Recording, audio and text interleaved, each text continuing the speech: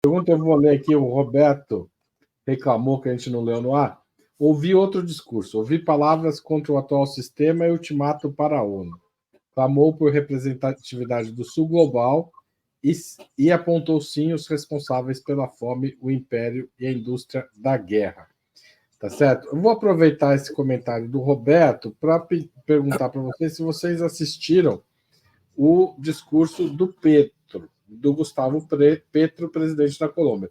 Porque Lula, sobre a crise climática, ele incluiu o tema entre os desafios que a ONU precisa enfrentar, mas o Petro foi um pouco mais, na verdade, foi mais contundente. Ele associou a mudança climática à guerra às drogas, ao uso de venenos para destruição de plantações de coca na Colômbia e também à indústria da guerra. Perto do Gustavo Petro, na minha opinião, o discurso do Lula foi muito mais moderado. O Lula poderia ter falado mais grosso na ONU. O que o impede de fazer isso, na opinião de vocês, Suzana Bota? Então, eu acho que sim, ele poderia falar mais grosso. Eu acho que foi, enfim, todo o cerne desse debate aqui da gente. Discordo do superchat que foi colocado aqui pelo companheiro. Não, o Lula não denunciou o império. O Lula retirou a palavra até neoliberalismo do discurso que ele foi condenado em 2023. Foi um discurso, como eu falei, muito mais pasteurizado, muito mais genérico, falando da figura dos super ricos, dos bilionários, que eu acho que é um pouco um discurso errático que a esquerda tem feito, né? Então, a esquerda está fixada nessa ideia de que os grandes vilões do mundo são os bilionários. Então, o que faz, por exemplo, a esquerda achar que o maior inimigo do mundo, a pessoa mais poderosa do planeta Terra, é o Elon Musk, que não é. Tá? Assim, o Elon Musk é o informar, não é. É o poodle dos bilionários lá. Está entre os mais bilionários, mas ele é um cara que está fora do círculo ali dos poderosos. É só a gente ver a distribuição de dinheiro nas campanhas dos Estados Unidos. Quem está recebendo mais dinheiro? Isso é um critério muito objetivo para a gente avaliar? Os democratas estão recebendo muito mais dinheiro que os republicanos. Tá? Não é o Elon Musk que está comandando o imperialismo mundial, gente, não é. Então, acho que esse discurso genérico de falar dos bilionários, da fome, da pobreza, sabe? Eu acho que é um pouco isso que o Breno colocou, que o Lula fica tentando ficar no meio termo, ficar entre lá e cá, que cada vez existe menos e que cada vez tem menos sentido. Então, por exemplo, nessa questão de Gaza, como é que você vai fazer um equilíbrio entre um genocídio e um ataque da resistência palestina? Ainda que o Hamas tivesse feito tudo isso que o que falou, fosse um bando de fanático terrorista, isso justifica o genocídio? Justifica você dizimar um povo? Não, então não existe posição de equilíbrio. A única posição real possível é condenar de uma forma, assim, sem tapas na língua o que está acontecendo em Gaza. E, gente, assim, eu não cheguei a ver o discurso do Petro por inteiro, eu vi o começo, mas eu vi o discurso do Erdogan, vi outros discursos, todos, a maioria de qualquer dos presidentes razoáveis que foram lá, foram até mais incisivos que o presidente Lula na questão de Gaza. Foram mais, condenaram o de Gaza. Então, não existe posição de equilíbrio. Na questão da Rússia e da Ucrânia, como se equilibrar nessa situação? Assim? Então, eu fico bastante preocupada, porque eu acho que a gente caminha para um lugar no mundo que não há mais espaço para isso. E sobre essa questão ambiental, eu também tenho um pouco de preocupação, porque, mais uma vez, vamos observar como o imperialismo está tratando essa questão ambiental, tá? Então, assim, a gente tem que parar de encarar a questão ambiental só como do tipo, todo mundo no mundo tem que parar com as produções de utilizar emissões de CO2, quando esses países são super hipócritas, continuam utilizando o petróleo, fazendo exploração absurda do meio ambiente e querem botar na conta do Brasil e na conta dos outros países em desenvolvimento resolver a questão climática. A gente não pode desvincular a luta pelas adaptações à questão do clima da questão do imperialismo também. Porque senão é o Brasil que tem que renunciar ao petróleo, o Brasil que não tem que explorar o petróleo e os outros países que continuam lá. Então, esse discurso genérico ambiental que a gente vê na boca da Faria Lima e da Globo, esse discurso ambiental também não nos serve. Então, eu também não acho que o discurso do Lula foi um discurso positivo nesse ponto. Né? Não basta falar da questão ambiental, a questão ambiental também tem que estar atrelada à questão da luta do imperialismo no mundo. Obrigado, Suzana. Breno. De Petro foi bem mais assertivo que o de Lula, especialmente na questão palestina.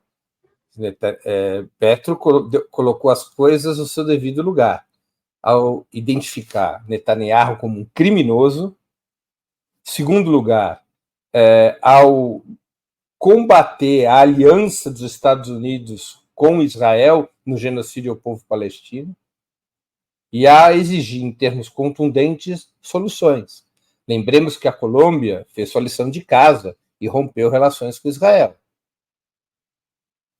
Então, o Brasil, no que diz respeito à questão palestina, já estava numa posição menos assertiva que a Colômbia, e também isso também fica evidente na comparação dos dois discursos nas Nações Unidas. Né? Eu acho que o discurso do Petro ele apontou responsabilidades, claramente apontou responsabilidades, colocou o dedo, apontou o dedo para quem são os responsáveis pelo genocídio e pôs as coisas, digamos, em termos mais claros. O presidente Lula, repito, fez uma opção por rebaixar o seu discurso.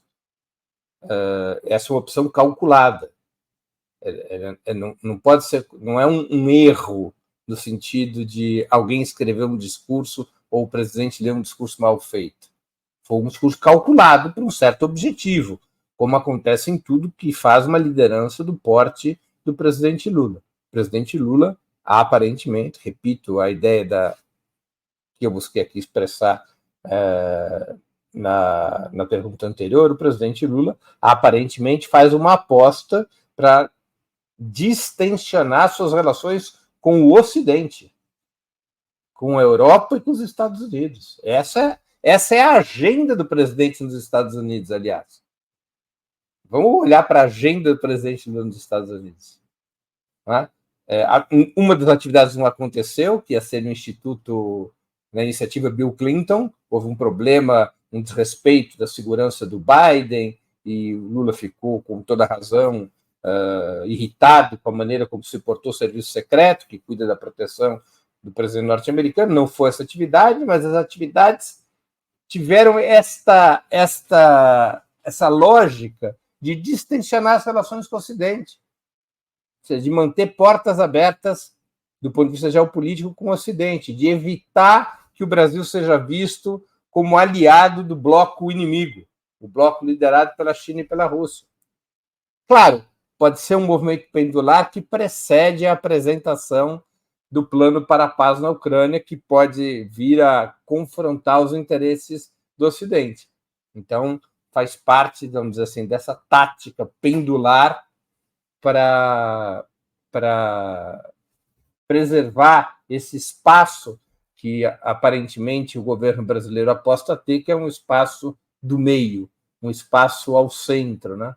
Acho que essa é a lógica, ao contrário de Gustavo Petro. Gustavo Petro foi mais incisivo, e prestemos atenção numa coisa: quando ele fala da Venezuela, Gustavo Petro tem agido junto com o Brasil sobre o tema Venezuela. Ele o fez para denunciar sanções norte-americanas contra a Venezuela, quando ele disse: são inaceitáveis sanções econômicas como as sofridas por Cuba, isso o presidente Lula também falou, como as sofridas por Cuba e pela Venezuela. O presidente Lula, para não entrar numa situação já complicada pela política brasileira em relação às eleições venezuelanas, o presidente Lula nem citou o tema venezuelano, que é um tema que acontece no nosso subcontinente, e ficou até um pouco estranho o presidente Lula não se referir a esse tema. Obrigado, Breno. Rita Coutinho. Eu acho que uma evidência disso que o Breno está dizendo é o peso imenso que o Brasil jogou esse ano nos acontecimentos, e ainda está jogando nos acontecimentos do G20 no Brasil. O G20 é um fórum que é um fórum das maiores economias do mundo, não é um fórum que pode trazer algum tipo de mecanismo, por exemplo, de atuação. E, ao mesmo tempo, no ano que vem, quando o Brasil vai assumir a presidência dos BRICS, o embaixador Saboia, eu acho, deu uma entrevista na Fórum dizendo que ano que vem o Brasil preside os BRICS, mas vai tratar dos BRICS só por metade do ano. Na outra metade do ano, o Brasil vai tratar da COP, né? E vai priorizar a COP. Então, você vê aí qual é o tamanho que tem essa aliança Sul-Sul na atual diplomacia do governo Lula, pelo menos de uns meses para cá. Eu não sei se no primeiro ano de governo parecia que o governo parecia mais assertivo na sua participação nessa articulação aí dos BRICS. Mas para voltar aos discursos, o discurso do Petro foi muito assertivo e tocou na grande ferida, porque a questão ambiental ela é uma questão de uso coletivo dos recursos. Os recursos naturais são de uso coletivo e ele trata, por exemplo, da questão da folha de coca, que é colocada, e da guerra às drogas, que é colocada como grande inimigo do povo, né? Então, isso leva ao armamento da população, ao extermínio de colombianos, ao enorme envolvimento da Colômbia dentro da rede de tráfico internacional de armas. Morrem milhares de pessoas, as florestas são desfolhadas, né, por conta da questão da cocaína, e, ao mesmo tempo, as mesmas figuras que financiam o tráfico de armas e a cocaína são também grandes magnatas do petróleo, da energia, do gás, enfim. Então, o Petro ele põe o dedo na ferida, fala disso, o Lula não fez isso, e mais, eu digo mais, eu quero voltar ao que eu falei lá no primeiro. O Lula faz um discurso para jogar para a torcida, se vangloria de um mérito, de uma redução de desmatamento no seu primeiro ano de governo, mas nós estamos chegando ao segundo ano de governo e Lula não fez nada para melhorar a gestão ambiental no Brasil. Ele sequer atendeu às demandas dos funcionários da pasta, né, dos servidores ali do MMA, do IBAMA, do ICMBio, né, deu aumento para a Polícia Federal, para os militares, não reestruturou a carreira, não fez um concurso.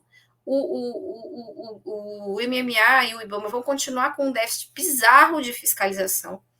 Não tem combate, estão delegando para os polícias estaduais, né, para a polícia ambiental, nada contra o policial ambiental, que também tem um grande valor, mas o problema do desmatamento no Brasil, o problema ecológico no Brasil, é um problema nacional, é um problema que precisa ser enfrentado nacionalmente, com política do governo federal, e o governo não avançou nada nessa política, e agora está falando em criar uma autoridade climática. Para que criar uma autoridade climática?